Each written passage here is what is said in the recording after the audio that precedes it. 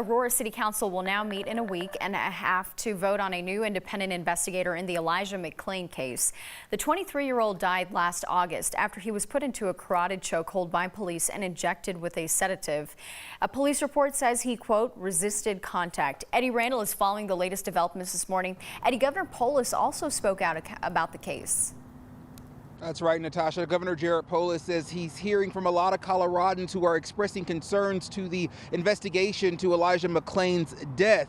And he says he consulted with his legal team and he asked them to look at how the state can help. And right now they're taking a look at those steps.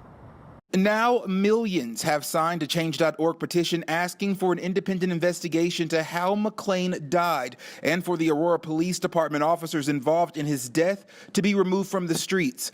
Aurora Mayor Mike Coffman announced on Wednesday that the Aurora City Council will meet on July 6 to vote on a new independent investigator to look into McClain's death. A council member told us he doesn't know if he feels pressure to do it quickly, but he does feel pressure to do it correctly. The community has really made clear to us that we need to work to rebuild trust. And we feel like completing this investigation would be a good first step in mending that trust with the community. Aurora was several months into a different independent investigation when it removed attorney Eric Daigle from the investigation after it was revealed that he's a former Connecticut police officer who city council members say advertised his experience defending officers from law enforcement liability claims.